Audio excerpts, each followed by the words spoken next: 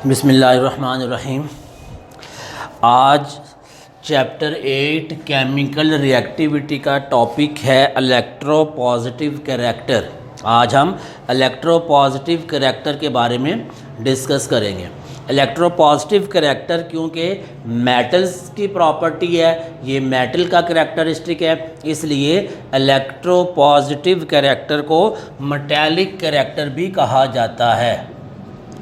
Metallic character,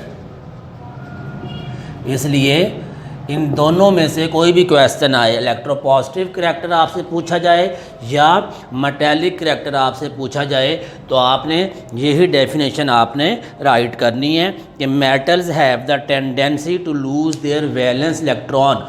जब metals को define किया था हमने मेटल्स को डिफ़ाइन किया था कि metals are the elements, metal ऐसे एलिमेंट्स हैं which are electropositive and form cation by losing electron. कि मेटल ऐसे एलिमेंट्स हैं जो कि इलेक्ट्रोपॉजिटिव होते हैं और ये केटाइंस बनाते हैं इलेक्ट्रॉन को लूज़ करके। तो मेटल जो हैं उनके अंदर ये टेंडेंसी होती है, ये सलाहियत होती है कि वो इलेक्ट्रॉन जो वैलेंस शेल में इलेक्ट्रॉन हैं उनको लूज़ करें। तो ये जो प्रॉपर्टी है मेटल की, ये प्रॉपर्टी कहलाती है इलेक्ट्रोपॉजिटिविटी या मेटालिक कैरेक्टर। तो अगर हमारे पास क्वेश्चन आए डिफाइन मेटालिक कैरेक्टर, तो हम क्या राइट करेंगे? Metals have the tendency to lose their valence electrons. This property of metal is termed as metallic character और इलेक्ट्रोपॉजिटिविटी। कि मेटल्स का इलेक्ट्रॉन को लूज़ करना, और आपको मालूम है कि जब कोई एटम इलेक्ट्रॉन लूज़ करता है तो उसके ऊपर हमेशा पॉजिटिव चार्ज आ जाता है। इसलिए जब मेटल इलेक्ट्रॉन लूज़ करते हैं तो हम कहते हैं कि मेटल्स जो हैं वो इलेक्ट्रो पॉजिटिव होते हैं। मेटल्स इलेक्ट्रोपॉजिटिव कैरेक्टर रखते हैं, तो इसी को हम मेटालिक कैरेक्टर भी कहते हैं। जितनी आसानी से कोई मेटल इलेक्ट्रॉन लूज़ करता है उतनी उसकी इलेक्ट्रोपॉजिटिविटी भी ज़्यादा होती है। अगर किसी मेटल को इलेक्ट्रॉन लूज़ करने में मुश्किल पेश आ रही है तो इट मीन्स कि उसकी इलेक्ट्रोपॉजिटिविटी कम है। और अगर कोई मेटल इलेक्ट्रॉन को आसानी के साथ लूज़ करता है, आसानी के साथ अपने वैलेंस शेल से बाहर निकाल देता है, इट मीन्स कि उसके अंदर मेटालिक कैरेक्टर ज़्यादा है, उसकी इलेक्ट्रोपॉजिटिविटी ज़्यादा है। इलेक्ट्रोपॉजिटिविटी या आउटर शेल से इलेक्ट्रॉन को निकालना ये एटम के साइज़ के ऊपर भी डिपेंड करता है, इसको अभी हम डिस्कस करते हैं। The number of electron lost by an atom of a metal is called its valency. जितने कोई मेटल अपने वैलेंस शेल से इलेक्ट्रॉन लूज़ करता है वो उसकी वैलेंसी भी कहलाती है। सपोज़ अगर कोई एटम अपने वैलेंस शेल से एक इलेक्ट्रॉन लूज़ करता है तो उसकी वैलेंसी कहलाती है 1, क्योंकि उसने एक इलेक्ट्रॉन लूज़ किया और लूज़ करने से प्लस चार्ज आता है, इसलिए हम उसे कहते हैं कि उसकी वैलेंसी है +1। अगर जैसे सोडियम है हमारे पास, सोडियम एक इलेक्ट्रॉन लूज़ करता है क्योंकि इसके वैलेंस शेल में एक इलेक्ट्रॉन होता है, तो ये बन जाता है Na+, इसके ऊपर एक पॉजिटिव चार्ज आ जाता है। इट मीन्स कि इसकी वैलेंसी जो है वो 1 है। इसी तरीके से जिंक जो है वो 2 इलेक्ट्रॉन लूज़ करता है। जिंक के वैलेंस शेल में 2 इलेक्ट्रॉन्स होते हैं, इट मीन्स कि जिंक की वैलेंसी जो है वो 2 है, इसके ऊपर 2 पॉजिटिव चार्ज आ जाते हैं। अब हम देखते हैं trend of electropositivity. Trend of electropositivity कि ये जो इलेक्ट्रोपॉजिटिव कैरेक्टर है इसका ट्रेंड क्या है? ट्रेंड कहते हैं रुझान, कि जो पीरियोडिक टेबल है एलिमेंट्स का, उस पीरियोडिक टेबल में इलेक्ट्रोपॉजिटिविटी का ट्रेंड क्या है। जैसे हम कहते हैं ना कि आजकल मार्केट में ये ट्रेंड है, यानी कि ये चीज़ ज़्यादा सेल हो रही है, इसका हम कहते हैं इसका ट्रेंड है यहाँ मार्केट में। तो इसी तरीके से ट्रेंड मीन कि पीरियोडिक टेबल को अगर हम गौर से देखें तो हमने देखना है कि हम पीरियोडिक टेबल में राइट साइड पर जाएं, लेफ़्ट साइड पर जाएं, नीचे आएँ, ऊपर जाएं, तो वहाँ पर जो एलिमेंट्स हैं, जो मेटल्स हैं, उनकी जो इलेक्ट्रोपॉजिटिविटी है, जो उनका मेटेलिक करैक्टर है, जो उनका इलेक्ट्रोपॉजिटिव करैक्टर है, उसका क्या ट्रेंड है, क्या वो कम हो रहा है, क्या वो ज़्यादा हो रहा है। इसको हम इस हेडिंग के अंदर डिस्कस करेंगे, ट्रेंड ऑफ इलेक्ट्रोपॉजिटिविटी। तो इलेक्ट्रोपॉजिटिविटी जो है, इसको पीरियोडिक टेबल के अंदर ट्रेंड को हम दो हेडिंग्स के अंदर डिस्कस करते हैं। एक हेडिंग होती है इन आ ग्रुप, के ग्रुप के अंदर क्या ट्रेंड है। ग्रुप का आपको मालूम है कि पीरियोडिक टेबल के अंदर ऊपर से नीचे, टॉप से बॉटम जो कॉलम्स हैं उनको हम कहते हैं ग्रुप, और लेफ़्ट से राइट जो रोज़ हैं वो पीरियड कहलाती हैं। तो electropositive character increases down the group. Electropositive character जो है वो ग्रुप में क्या ट्रेंड है उसका, कि वो इंक्रीज होता है, increase down the group. Electropositive character increase होता है डाउन द ग्रुप, जब हम ग्रुप में ऊपर से नीचे आते हैं। अब इसके रीज़न क्या है कि ग्रुप के अंदर ऊपर से नीचे जब हम जाते हैं तो इलेक्ट्रोपॉजिटिव करैक्टर इंक्रीज क्यों होता है, because size of atom increases, क्योंकि साइज ऑफ एटम जो है वो इंक्रीज हो रहा है, बिकॉज साइज ऑफ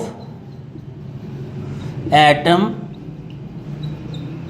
इंक्रीज होती है electropositivity down the group, because size of atom increase. Electropositive character भी इंक्रीज होता है डाउन द ग्रुप, और उसके रीज़न क्या है कि टॉप से बॉटम जो साइज़ है एटम का वो भी इंक्रीज होता है। अब जो साइज़ ऑफ एटम है उसको हम इस तरीके से डिस्कस करते हैं कि सपोज ये सबसे ऊपर पीरियोडिक टेबल में हमारे पास जो एटम है वो हाइड्रोजन है।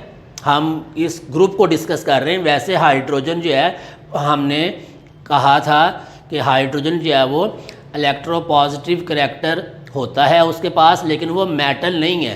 तो यहाँ पर हम मेटेलिक करैक्टर को डिस्कस करने लगे हैं, तो इसलिए मैं हाइड्रोजन को यहाँ से जो है वो एस्केप कर रहा हूँ। हाइड्रोजन के अलावा जो बाकी मेटल्स हैं मैं उनको डिस्कस करता हूँ। हाइड्रोजन के बाद हमारे पास जो है वो जो मेटल है वो है लिथियम।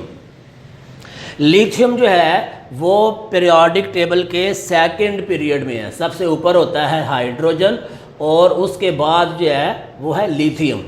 लिथियम का ये है उसका न्यूक्लियस, और लिथियम जो है उसके दो शेल होते हैं, ये फर्स्ट शेल है उसका और ये फिर उसका सेकंड शेल।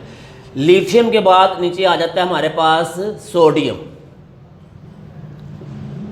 सोडियम का ये न्यूक्लियस है और सोडियम के जो है वो तीन शेल होते हैं। ये मैं सर्कल कंप्लीट नहीं बना रहा, ये सर्कल को रिप्रेजेंट कर रहा है, इसके तीन शेल हैं। लिथियम सोडियम के नीचे आ जाता है पोटाशियम। तो पोटाशियम का ये न्यूक्लियस, पोटाशियम के 4 शेल होते हैं, 1 2 3 4। लिथियम सोडियम पोटाशियम के बाद आ जाता है रुबीडियम। रुबीडियम का ये न्यूक्लियस और रुबीडियम के 5 शेल हैं, 1 2 3 4 5। फिर सीजियम, सीजियम के 6 हैं, 1 2 3 4 5। इसके बाद फ्रेंशियम जो है उसके 7 हैं।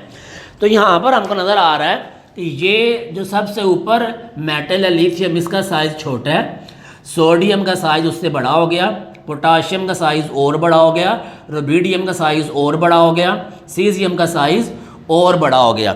ये बिल्कुल इस तरीके से है कि अगर आपने एक मार्कर रखा हुआ साइज़ इतना है, अगर आपने 2 मार्कर रख दिए तो साइज़ बड़ा हो गया, अगर आपने 3 मार्कर रख दिए तो साइज़ और बड़ा हो गया। तो बिल्कुल इसी तरीके से यहाँ पर है कि यहाँ पर 2 शेल हैं, न्यूक्लियस के इर्द गिर्द 2 सर्कल्स हैं, तो इसका साइज़ छोटा है। सोडियम में न्यूक्लियस के सराउंडिंग में 3 शेल हैं तो इसका साइज़ और बड़ा हो जाएगा। पोटाशियम के सराउंडिंग में 4 शेल हैं तो साइज़ और बड़ा हो जाएगा। रुबीडियम की सराउंडिंग में 5 शेल हैं तो साइज़ और बड़ा हो जाएगा। सीजियम के न्यूक्लियस के सराउंडिंग में 6 शेल हैं तो साइज़ और बड़ा हो जाएगा। तो हमने देखा कि पीरियोडिक टेबल में जब हम टॉप से बॉटम आते हैं, ऊपर से नीचे को आते हैं, तो एटम का साइज़ ज़्यादा हो रहा है, एटम के साइज़ में इजाफा हो रहा है, जब एटम के साइज़ में इजाफा हो रहा है तो उसकी वजह से इलेक्ट्रोपॉजिटिव करैक्टर भी इंक्रीज़ हो रहा है। अब हम देखते हैं कि एटम के साइज़ ज़्यादा होने से इलेक्ट्रोपॉजिटिव करैक्टर किस तरीके से ज़्यादा होता है। हमें ये मालूम है कि एटम ने अपने वैलेंस शेल से इलेक्ट्रॉन को निकालना होता है। अब सपोज़ ये लिथियम का वैलेंस शेल यहाँ पर है, सोडियम का वैलेंस शेल यहाँ पर, ये पोटाशियम का इलेक्ट्रॉन ये वैलेंस शेल, ये रुबिडियम का वैलेंस इलेक्ट्रॉन इस शेल में है और सीजियम का इसमें है। अब लिथियम का जो वैलेंस शेल है वो सेकंड नंबर ऑफ शेल, जो सेकंड शेल है वो उसका वैलेंस शेल है। और आपको ये भी मालूम होना चाहिए कि प्लस चार्ज और नेगेटिव चार्ज इन दोनों की आपस में अट्रैक्शन होती है। न्यूक्लियस के ऊपर पॉजिटिव चार्ज है और इलेक्ट्रॉन के ऊपर नेगेटिव चार्ज है। ये जो इलेक्ट्रॉन है ये इस प्लस चार्ज के इस न्यूक्लियस के करीब है, तो इन दोनों की आपस में अट्रैक्शन ज़्यादा है। अब यहाँ पर शेल ज़्यादा हो गए, 3 शेल हो गए। अब इस प्रोटॉन की इस जो न्यूक्लियस के ऊपर पॉजिटिव चार्ज है इसकी इस इलेक्ट्रॉन से अट्रैक्शन कुछ कम होगी क्योंकि यहाँ पर फासला ज़्यादा हो गया है। और नीचे आए, पोटाशियम में 4 शेल हैं, तो ये जो न्यूक्लियस के ऊपर पॉजिटिव चार्ज है इसकी आउटर मोस्ट शेल में जो इलेक्ट्रॉन है उससे अट्रैक्शन और कम हो गई क्योंकि फासला यहाँ पर मज़ीद ज़्यादा हो गया। और नीचे आए तो शेल की तादाद में और इजाफा हो गया, 5 शेल आ गए हैं, तो यहाँ पर इस पॉजिटिव चार्ज जो न्यूक्लियस के ऊपर है उसकी अट्रैक्शन मज़ीद कम होगी क्योंकि यहाँ पर डिस्टेंस मज़ीद ज़्यादा हो गया। और नीचे आए तो 6 शेल हो गए, तो यहाँ पर जो न्यूक्लियस के ऊपर पॉजिटिव चार्ज है इसकी इलेक्ट्रॉन जो वैलेंस शेल में इलेक्ट्रॉन है उसके साथ अट्रैक्शन बहुत ही कम हो गई है क्योंकि फासला बहुत ज़्यादा हो गया है। तो जैसे जैसे ऊपर से नीचे आते हैं इलेक्ट्रॉन की न्यूक्लियस से अट्रैक्शन में कमी होती जाती है, तो जितनी अट्रैक्शन में कमी होगी उतना इलेक्ट्रॉन को निकालना इजी होता जाएगा, तो इलेक्ट्रॉन आसानी से वैलेंस शेल से बाहर निकल जाएगा। और इलेक्ट्रॉन के वैलेंस शेल से बाहर निकलने को इलेक्ट्रोपॉजिटिव करैक्टर या मेटेलिक करैक्टर कहते हैं। तो यहाँ से हमें ये मालूम हो रहा है कि जैसे जैसे हम टॉप से बॉटम नीचे आते हैं एटम का साइज़ तो ज़्यादा होता है, एटॉमिक साइज़ इंक्रीज़ होता है, लेकिन इलेक्ट्रोपॉजिटिव करैक्टर जो है उसमें भी इजाफा होता है। इलेक्ट्रोपॉजिटिव करैक्टर भी इंक्रीज़ होता है क्योंकि साइज़ बड़ा होने से वैलेंस शेल इलेक्ट्रॉन की न्यूक्लियस के साथ अट्रैक्शन में कमी आ जाती है। तो ये था ग्रुप के अंदर ट्रेंड ऑफ इलेक्ट्रोपॉजिटिविटी। तो इसको बुक पे एक्सप्लेन किया गया है कि electropositive character increases down the group because size of atom increases. For example, lithium metal is less electropositive than sodium. ये लिथियम है और ये सोडियम, लिथियम ऊपर है और सोडियम नीचे है, नीचे वाला ऊपर वाले से ज़्यादा इलेक्ट्रो पॉजिटिव है। तो ये बताया गया कि lithium is less electropositive than sodium which is in turn less electropositive than potassium. और इसी तरीके से सोडियम जो है वो पोटाशियम से ऊपर है, तो सोडियम पोटाशियम से लेस इलेक्ट्रो पॉजिटिव है, यानी कि जो ऊपर होगा वो लेस इलेक्ट्रो पॉजिटिव होगा, जो नीचे होगा वो ज़्यादा इलेक्ट्रो पॉजिटिव होगा। अब देखते हैं पीरियड के अंदर क्या ट्रेंड है। इन अ पीरियड, पीरियड क्या होता है? लेफ़्ट से राइट। जब हम पीरियोडिक टेबल में लेफ़्ट से राइट जाते हैं तो उसको हम कहते हैं पीरियड।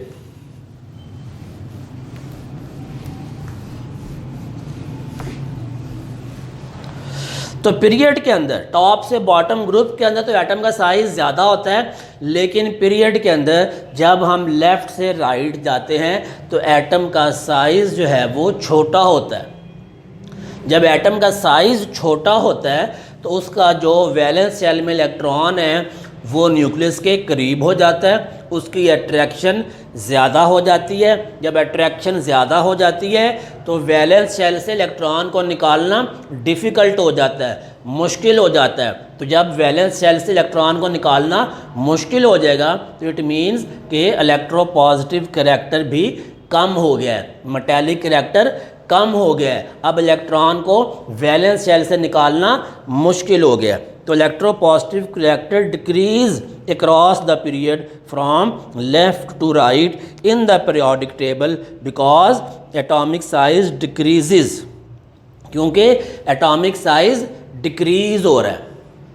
ग्रुप के अंदर एटॉमिक साइज इंक्रीज हो रहा था, पीरियड के अंदर एटॉमिक साइज जो सबसे लेफ्ट के ऊपर है सपोज उसका ये साइज है। जैसे जैसे हम इधर से लेफ्ट से राइट जाएंगे, एटम का जो साइज़ है वो रिड्यूस होता जाएगा, वो छोटा होता जाएगा।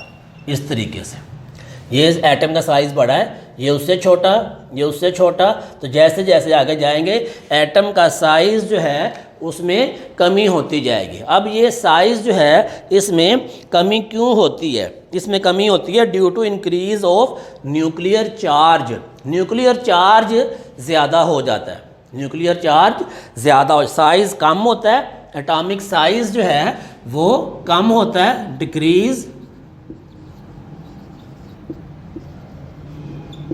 एटॉमिक साइज़, लेकिन इंक्रीज होता है न्यूक्लियर चार्ज। लेफ्ट से राइट जाएं तो मेटालिक करैक्टर भी डिक्रीज होता है, डिक्रीज मेटालिक।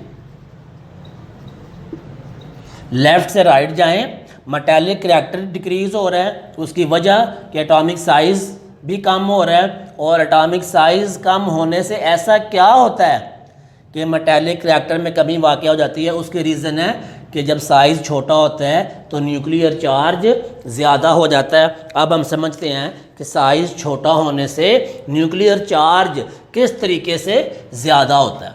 आपको मालूम है कि जो पीरियोडिक टेबल है, मॉडर्न पीरियोडिक टेबल, उसको इंक्रीजिंग एटॉमिक नंबर के हिसाब से अरेंज किया गया है, from left to right, atomic number के हिसाब से अरेंज किया गया। अब सपोज ये हमारे पास है सोडियम, सोडियम में इसका एटॉमिक नंबर पहले आएगा 11, फिर आएगा 12, फिर आएगा 13, 14, 15, 16, फिर आएगा 17 और फिर आएगा 18। इस तरीके से एटॉमिक नंबर एलिमेंट इस तरीके से अरेंज है। Sodium, magnesium, aluminium, silicon, phosphorus, sulphur, chlorine और आर्गॉन, ये इनके एटॉमिक नंबर जो हैं वो मैंने यहाँ पर मेंशन कर दिए। अब ये सब के सब थर्ड पीरियड में है पीरियोडिक टेबल के। टॉप से बॉटम हमने कहा था कि शेल में इजाफा हो रहा है। अब यहाँ इन सब के 3 शेल हैं, इसका स्ट्रक्चर बनाएंगे तो इसके 3 शेल होंगे, न्यूक्लियस होगा, इसके भी 3 शेल, इसका स्ट्रक्चर बनाएंगे न्यूक्लियस, लेकिन इसके भी शेल कितने होंगे? 3। इसका स्ट्रक्चर बनाएंगे न्यूक्लियस और शेल इसके भी कितने होंगे? 3 ही होंगे। शेल सब के 3 हैं, लेकिन साइज़ में कमी हो रही है। साइज़ में कमी क्यों हो रही है? उसकी रीज़न हमें बताइए, क्योंकि न्यूक्लियर चार्ज इंक्रीज़ हो रहा है। अब देखते हैं न्यूक्लियर चार्ज कैसे इंक्रीज़ हो रहा है। इसका एटॉमिक नंबर क्या है? 11। एटॉमिक नंबर 11 मीन कि इसके पास 11 प्रोटॉन है और 11 इलेक्ट्रॉन है। इसका एटॉमिक नंबर 12, इट मीन्स इसके पास 12 प्रोटॉन है और 12 इलेक्ट्रॉन। इसका एटॉमिक नंबर 13 मीन इसके पास 13 प्रोटॉन और 13 इलेक्ट्रॉन है। और आपको मालूम है कि प्रोटॉन पे प्लस चार्ज होता है और इलेक्ट्रॉन पे नेगेटिव चार्ज होता है। अब यहाँ पर 11 पॉजिटिव चार्ज है और 11 नेगेटिव चार्ज है, इनकी अट्रैक्शन, और उसके मुकाबले में हमारे पास 12 पॉजिटिव चार्ज हैं और 12 नेगेटिव चार्ज है। तो किसकी अट्रैक्शन ज़्यादा होगी, 11 की या 12 की? तो ये अंडरस्टूड है कि 12 की अट्रैक्शन ज़्यादा होगी, और जो 13 है उनकी अट्रैक्शन और ज़्यादा होगी, जो 14 है उसकी अट्रैक्शन और ज़्यादा होगी, जो 15 है उसकी अट्रैक्शन और ज़्यादा होगी, और जब 18 पर जाएंगे तो अट्रैक्शन बहुत ज़्यादा होगी। तो जितनी अट्रैक्शन ज़्यादा होती जाएगी उतना साइज़ कम होता जाएगा, उतना प्रोटॉन इलेक्ट्रॉन को अपनी तरफ ज़्यादा खींच के रखेगा, ज़्यादा अट्रैक्ट करके रखेगा। तो जब वो ज़्यादा खींचेगा तो उसके साइज़ में कमी आ जाएगी। अगरचे शेल की तादाद में चेंज नहीं आ रहा, शेल की तादाद उतनी है, शेल सेम है, लेकिन न्यूक्लियर चार्ज ज़्यादा हो रहा है, नंबर ऑफ़ प्रोटॉन ज़्यादा हो रहे हैं। तो नंबर ऑफ़ प्रोटॉन के ज़्यादा होने की वजह से अट्रैक्शन में इजाफा हो जाएगा, और जब अट्रैक्शन में इजाफा होगा तो साइज़ में कमी वाक़या होगी, और जब साइज़ में कमी वाक़या होगी अट्रैक्शन ज़्यादा हो जाएगी, तो आउटर मोस्ट शेल से इलेक्ट्रॉन को निकालना मुश्किल हो जाएगा, और जब इलेक्ट्रॉन को निकालना मुश्किल हो जाएगा इट मीन्स कि मेटालिक रिएक्टर जब लेफ़्ट से राइट जाएं तो उसमें कमी वाक़या होगी। और आपने ये बात भी याद रखनी है कि पीरियोडिक टेबल की लेफ़्ट साइड जो है वहाँ पे मेटल्स होते हैं, और जैसे जैसे हम राइट साइड पे जाते हैं तो राइट साइड पे मेटालिक करैक्टर क्योंकि डिक्रीज़ होता जाता है, तो जब बिल्कुल राइट साइड पे पहुंचते हैं तो वहाँ पर नॉन मेटल एग्जिस्ट करते हैं। पीरियोडिक टेबल की लेफ़्ट साइड पे मेटल्स हैं जबकि राइट साइड पे नॉन मेटल्स हैं। उसकी वजह क्या है कि राइट साइड पे जाते जाते एटम का साइज़ बहुत कम हो जाता है और वैलेंस शेल से इलेक्ट्रॉन को निकालना बहुत मुश्किल हो जाता है। जब इलेक्ट्रॉन को निकालना मुश्किल हो जाता है तो फिर मेटालिक करैक्टर में भी कमी वाक़या हो जाती है।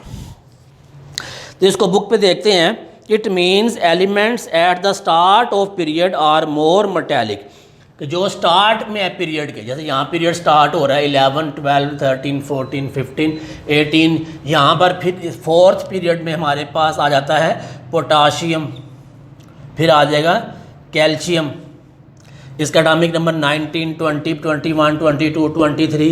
तो जो पीरियोडिक टेबल के लेफ़्ट साइड के ऊपर हैं मेटल जो हैं तो वो जो हैं it means elements at the start of period are more metallic, start वाले ज़्यादा मेटालिक हैं, जैसे जैसे राइट पे जाएंगे मेटालिक करैक्टर कम होता जाएगा। This character decrease as we move from left to right along the period. अब इसी टॉपिक को एक और हेडिंग के अंदर डिस्कस किया गया है, इलेक्ट्रोपॉजिटिविटी एंड आयोनाइजेशन एनर्जी। अभी हमने डिस्कस किया इलेक्ट्रोपॉजिटिविटी को साइज़ के हवाले से।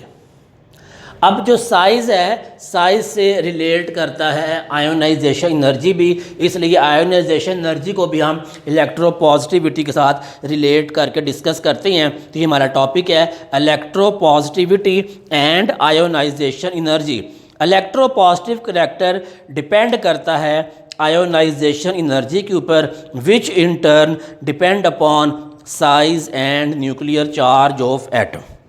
इलेक्ट्रोपॉजिटिव करैक्टर डिपेंड कर रहा है आयोनाइजेशन एनर्जी पर, और आयोनाइजेशन एनर्जी डिपेंड कर रही है एटम के साइज़ के ऊपर और न्यूक्लियर चार्ज के ऊपर। ये समझते अब हम कि ये किस तरीके से है, किस तरीके से आयोनाइजेशन एनर्जी एटम के साइज़ और न्यूक्लियर चार्ज पे डिपेंड कर रही है। ये हमारे सामने अभी हमने देखा ऊपर से नीचे, टॉप से बॉटम आए तो एटम का साइज़ जो है उसमें इजाफा हो रहा है, उसका जो वैलेंस शेल है उसको निकालना आसान हो रहा है। अब वैलेंस शेल से इलेक्ट्रॉन को निकालने के लिए जो एनर्जी रिक्वायर्ड है वो एनर्जी कहलाती है ionisation energy. Amount of energy required to remove most loosely bound electron from the valence shell of an isolated gaseous atom. ये डेफिनेशन हम चैप्टर नंबर 3 में आयोनाइजेशन एनर्जी में डिस्कस कर चुके हैं। तो वो एनर्जी जो रिक्वायर्ड है टू रिमूव करने के लिए मोस्ट लूजली, जो सबसे वैलेंस शेल इलेक्ट्रॉन है वो लूजली बाउंड होता है, वो टाइटली बाउंड नहीं होता क्योंकि वो दूर होता है। तो amount of energy which is required to remove the most loosely bound electron from the valence shell of an isolated gaseous atom is called ionisation energy. तो जैसे साइज़ बड़ा होगा तो आयोनाइजेशन एनर्जी कम हो जाएगी, इसलिए हमने कहा कि आयोनाइजेशन एनर्जी एटम के साइज़ पर डिपेंड करती है। और साथ ये कहा है कि आयोनाइजेशन एनर्जी एटॉमिक साइज़ के अलावा न्यूक्लियर चार्ज पे भी डिपेंड करती है। तो यहाँ पर हमने कहा कि जब हम लेफ़्ट से राइट आते हैं तो साइज़ में कमी होती है, साइज़ में कमी होने की वजह से जो न्यूक्लियर चार्ज है वो ज़्यादा हो जाता है, अट्रैक्शन ज़्यादा हो जाती है। जब अट्रैक्शन ज़्यादा हो जाती है तो इलेक्ट्रॉन को निकालने के लिए फिर ज़्यादा एनर्जी चाहिए होगी। तो आयोनाइजेशन एनर्जी एटम के साइज़ पे भी डिपेंड कर रही है और न्यूक्लियर चार्ज के ऊपर भी डिपेंड कर रही है, और आयोनाइजेशन एनर्जी पे डिपेंड कर रहा है इलेक्ट्रो पॉजिटिव करैक्टर। तो ये सारी चीज़ें आपस में रिलेट करती हैं, electropositive character, ionization energy, atomic size और nuclear charge. Small size atom with high nuclear charge, size छोटा हो एटम का, न्यूक्लियर चार्ज हाई हो तो उसकी हाई आयोनाइजेशन एनर्जी वैल्यू होगी। इधर से इधर आए, स्मॉल साइज है एटम का, न्यूक्लियर चार्ज इसके ऊपर ज़्यादा है, तो small size atom high nuclear charge, तो आयोनाइजेशन एनर्जी भी हाई होगी। Small size atom high nuclear charge, high ionisation energy, लेकिन मेटालिक करैक्टर फिर कम होगा, यानी साइज कम और मेटालिक करैक्टर कम। अट्रैक्शन ज़्यादा हो रही है, न्यूक्लियर चार्ज ज़्यादा हो रहा है, आयोनाइजेशन एनर्जी ज़्यादा हो रही है। In this way atom having high ionisation energy are less electropositive, ऐसे एटम जिनकी आयोनाइजेशन एनर्जी ज़्यादा होती है वो लेस इलेक्ट्रोपॉजिटिव, जिनको आउटर मोस्ट सेल से इलेक्ट्रॉन को निकालने के लिए एनर्जी ज़्यादा चाहिए तो वो लेस इलेक्ट्रोपॉजिटिव होंगे। पॉजिटिव कब होंगे? इलेक्ट्रॉन निकालेंगे तो, इलेक्ट्रॉन को निकालना मुश्किल हो रहा है, ज़्यादा एनर्जी चाहिए, तो इलेक्ट्रोपॉजिटिव करैक्टर भी लेस होगा, मेटालिक करैक्टर भी लेस होगा। तो इसलिए कह रहा है in this way atoms having high ionisation energy are less electropositive or metallic.